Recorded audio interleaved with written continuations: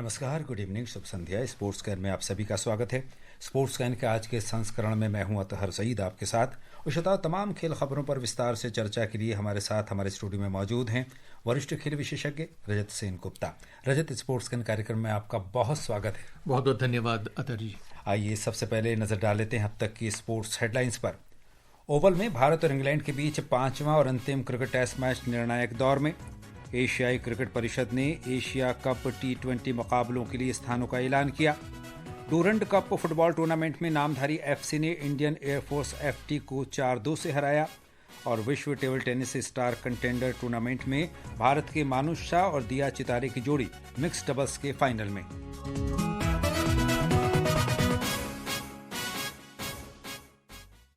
सबसे पहले बात क्रिकेट की। लंदन के ओवल मैदान में भारत और इंग्लैंड के बीच एंडरसन तेंदुलकर ट्रॉफी श्रृंखला के 5वें और अंतिम क्रिकेट टेस्ट मैच के चौथे दिन आज इंग्लैंड ने अपनी दूसरी पारी में ताज़ा समाचार मिलने तक 4 विकेट पर 317 रन बना लिए हैं।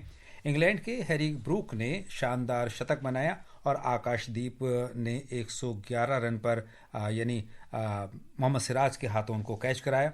इसके अतिरिक्त जो बेन डकेट भी 54 रन बनाकर आउट हुए। और इंग्लैंड ने कल के स्कोर 1 विकेट पर 50 रन से आगे आज खेलना शुरू किया।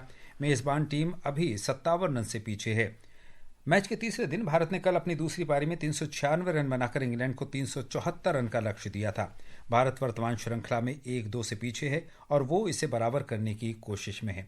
रजत, बहुत ही निर्णायक कहा जाए और बहुत ही कहा जाए कि अंतिम दौर में ये टेस्ट मैच पहुंच चुका है। पराकाष्ठा कह सकते हैं रोमांच की। भारत और इंग्लैंड के बीच जो 5वां और अंतिम मैच इस समय चल रहा है, अब तक के खेल के आधार पर आपको क्या लगता है, भारतीय श्रृंखला 2-2 से बराबर करने में सफल होगा? बिल्कुल नहीं बिल्कुल नहीं हो सकता। मुझे लगता है जहाँ तक अगर आप ये कहें कि ये बहुत बड़ा आश्चर्य होगा, अगर ये कहें कि क्रिकेट का जो खेल है वो बहुत आश्चर्य का ही खेल है, लेकिन इतना बड़ा आश्चर्य हम इस मोड़ पर उम्मीद नहीं कर सकते इसके, क्योंकि अब देखिए सिर्फ 4 विकेट्स डाउन हुए होंगे जी। और सिर्फ 57 रन बाकी हैं। कुछ कहा नहीं जा सकता। वैसे अगर बहुत अच्छी गेंदबाजी करते हैं अभी भी खिलाड़ी, और जो हम कुछ देर पहले तक देख रहे थे जब तक ब्रूक खेल रहे थे जी, तब तक जिस तरह से हमारे खिलाड़ियों के कंधे झुक गए थे, हमारे खिलाड़ियों में निराशा पसर रही थी, तो वो अगर उससे बाहर निकल आ पाए तो हो सकता है कि कड़ी फाइट अभी भी दे सकते हैं। सही कहा, आकाशदीप ने ये विकेट लेकर बहुत अच्छा कारनामा अंजाम दिया। लेकिन अभी भी जो रूट मत भूलिएगा, अपने शतक के बिल्कुल नजदीक हैं। 98 रन बनाकर इस समय खेल रहे हैं। सिर्फ उनका शतक बनाना काफी नहीं होगा।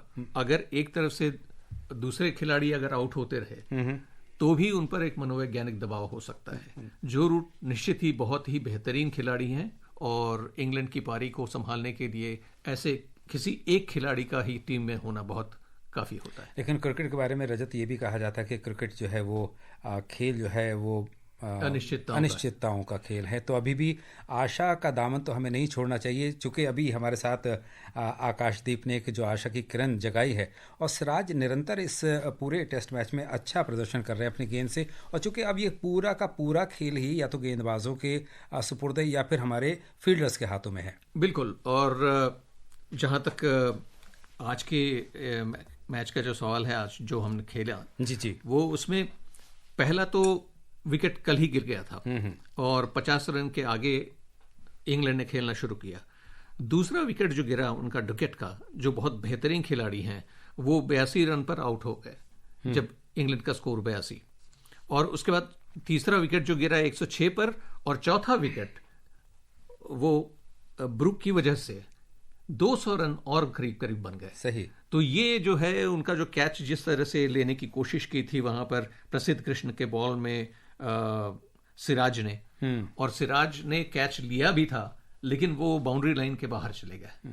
अमान्य करार दिया गया उसको जी। तो इसके अलावा अगर गेंदबाजी की हम बात करें तो गेंदबाजी में कमान इस समय सिराज के हाथों में है। कृष्णा ने बड़ा अच्छा प्रदर्शन किया है, आकाशदीप ने भी बड़ा अच्छा इस समय खेल का प्रदर्शन किया है। तो क्या लगता है अब हमारे बल्लेबाज गेंदबाज क्या इतने सक्षम हैं कि अभी जो बचे हुए रन हैं इनमें इंग्लैंड की टीम की जो ये पारी है समेटने में सक्षम है? अथर, देखिए क्रिकेट में एक मज़ेदार बात यह है कि आपको 10 रन बनाने के लिए कम से कम 10 मिनट तक खेलना पड़ेगा जी, और एक विकेट गंवाने के लिए 1 सेकंड का लगता है टाइम। तो मुझे लगता है कि एक बॉल पर एक विकेट जा सकती है। तो लेकिन इस पर अगर हम ये कहें कि भारत की पोजीशन अभी भी अच्छी है तो ये थोड़ा सा ओवर स्टेटमेंट होगा। मुझे लगता है कि अगर हम ज्यादा रियलिस्टिकली देखें तो भारत जो है उसके सामने ही खड़ा है उनकी हार। सही कहा आपने। और ये देखा जाए तो टॉस हारने के बाद से ही ये स्थिति शुरू हो गई थी, चूंकि ओवल का जो मैदान का मिजाज है वो थोड़ा अलग किस्म का है। नहीं परिस्थितियां थोड़ी सी नहीं, आप जो कह रहे हैं वो ठीक है, लेकिन ओवल में क्या है कि ओवल में कभी भी चौथे इनिंग्स में जी जो भी टीम खेलती है उसने कभी भी 250 या 250 के रन को चेज नहीं किया था। और शायद हम थोड़े से खुशफहमी में थे कि अब चूंकि हमने 396 रन बना लिए हैं और उनको 374 रन बनाने हैं जीतने के लिए, तो शायद वो ना बना पाए। और जिस तरह से हमारी गेंदबाजी चल रही थी, बेहतरीन गेंदबाजी कर रहे थे हमारे गेंदबाज जी, तो लग रहा था कि वो आज ये मैच हमारे पास होगा। अच्छा, बचे समय में रजत क्या रणनीति अपनानी होगी भारतीय कप्तान को?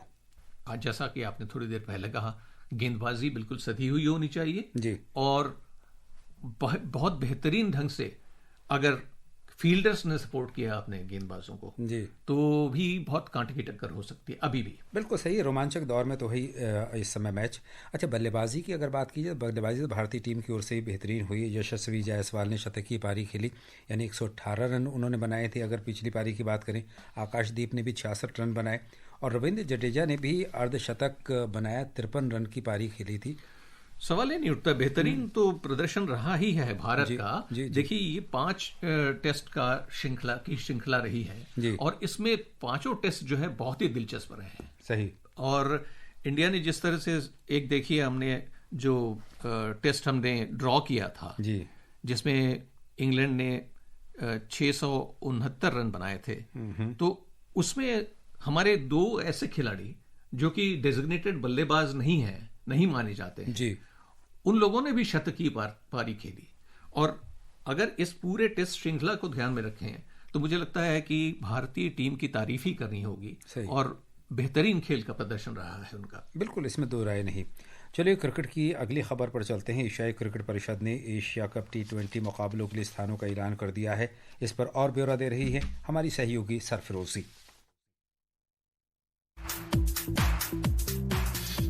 पुरुष क्रिकेट टीम के बीच होने वाला एशिया कप 9 से 28 सितंबर तक संयुक्त अरब अमीरात UAE में खेला जाएगा। दुबई में फाइनल सहित 11 मैच खेले जाएंगे, जबकि अबू धाबी में 8 मैच होंगे। भारत एशिया कप में अपने अभियान की शुरुआत 10 सितंबर को UAE के खिलाफ करेगा। भारत पाकिस्तान का मैच 14 सितंबर को दुबई में खेला जाएगा। इस टूर्नामेंट में 8 टीमें हैं। भारत, पाकिस्तान, UAE और ओमान को ग्रुप A में रखा गया है, जबकि ग्रुप बी में बांग्लादेश, श्रीलंका, अफगानिस्तान और हांगकांग शामिल हैं। भारत एशिया कप का गत विजेता है, जिसने कोलंबो में 50 ओवरों के प्रारूप में आयोजित 2023 के फाइनल में श्रीलंका को हराया था। सरफिरोजी, स्पोर्ट्स कैन।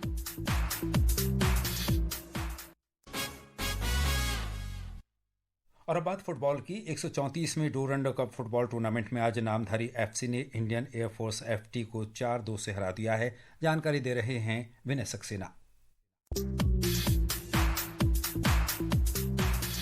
कोलकाता के विवेकानंद युवा भारती क्रीड़ांगन में खेले गए ग्रुप ए के इस फाइनल मैच में पहला गोल इंडियन एयरफोर्स के सैमुअल ने मैच के 7वें ही मिनट में कर अपनी टीम को बढ़त दिलाई। इसके बाद नामधारी के देगोल ने 38वें मिनट में गोल कर टीम को बराबरी पर ला दिया। उसके बाद नामधारी के ही अमन ने 45वें मिनट में गोल किया। उसके बाद धर्मप्रीत ने मैच के 60वें मिनट में और लॉटनेम ने 74वें मिनट में गोल कर अपनी टीम को विजयी बनाया। हालांकि इंडियन एयरफोर्स के संकेत ने 78वें मिनट में गोल कर इस बढ़त कूच कम करने का प्रयास जरूर किया। Vinay Saxena, sports can.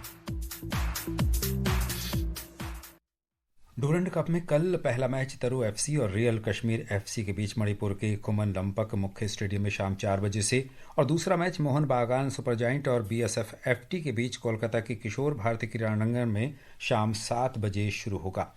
Rajat, Durand cup सबसे पुराने और प्रतिष्ठित फुटबॉल टूर्नामेंट्स में एक माना जाता है और इसका 134वां संस्करण इस समय खेला जा रहा है। इस टूर्नामेंट की अहमियत क्या है, मैं आपसे जानना चाहता हूं। इसका विजेता बनना कितनी बड़ी बात है और ये टूर्नामेंट भारत में फुटबॉल के विकास में कितना योगदान कर रहा है? इनका बहुत बड़ा योगदान है। ड्यूरेंट कप की शुरुआत 1888 में हुई थी हमारे देश में। जी। और पहला जो मुकाबला हुआ था वो खेला गया था शिमला में, और उसके बाद से ये टूर्नामेंट जो है ये दिल्ली लाया गया इसको, और दिल्ली में 2021 तक, शायद 2021 तक इसको खेला गया, और उसके बाद फिर ये अब कोलकाता में फाइनल मैच खेला जाता है।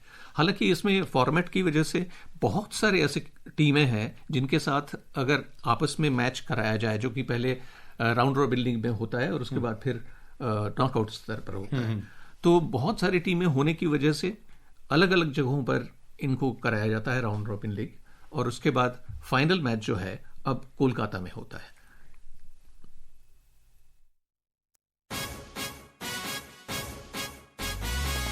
और बात टेबल टेनिस की। ब्राजील की फोज डू इगोआकू में चल रहे विश्व table tennis star contender tournament में भारत का शानदार प्रदर्शन जारी है।